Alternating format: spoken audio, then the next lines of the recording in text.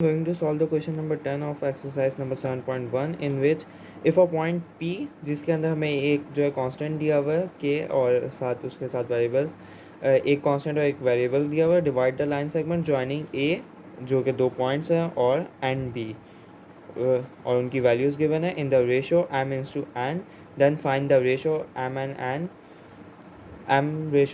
and also find the value of the K. So let us see the कि किस तरह से हम लोग इस क्वेश्चन को सॉल्व कर सकते हैं. First of all this one is a important question और ये शॉर्ट के अंदर आने की इसकी प्रोबेबिलिटी है. सॉल्यूशन की हेडिंग डालेंगे. We have to find,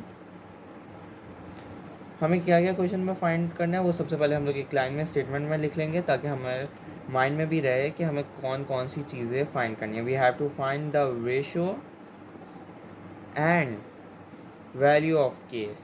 okay, और रेशो हमारे पास जो गिवन है दैट इज़ क्वेश्चन के अंदर जो हमें गिवन है m/n और k की वैल्यू हमें फाइंड आउट करनी है. गिवन वैल्यूज़ को यूटिलाइज करके फर्स्ट ऑफ ऑल हम लोग डेटा बनाएंगे. p की जो हमें वैल्यू गिवन है which is k and 7 is equal to x and y. a की वैल्यू है 8 and 9 which we suppose that they are equal to x1 and y1, and the value of the b is 1 and 2 which is given in a question, and we suppose it they are equal to x2 and y2. We know the formula for the x and y both, so हम लोग इसको लिख लेंगे.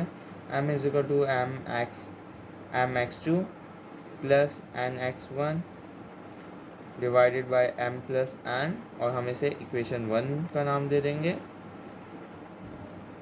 Then we also know about the formula for a y which is my2 plus ny1 divided by m plus n, and we give a name it as a equation number 2.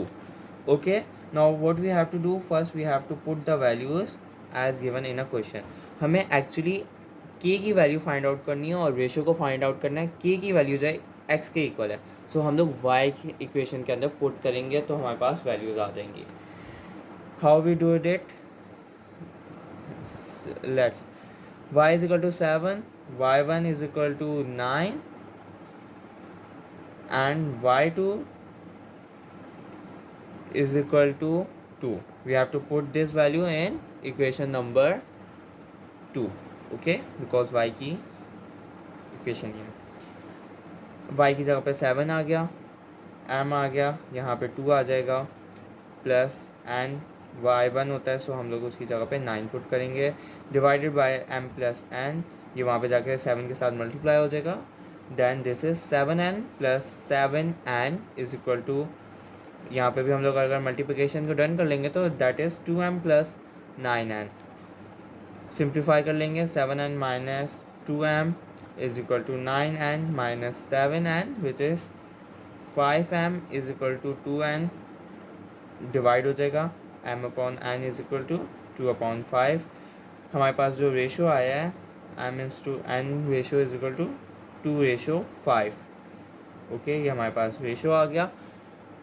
अब जो है हम लोग इसकी वैल्यू को put कर देंगे equation number 1 के अंदर, तो हमारे पास k की वैल्यू भी आ जाएगी.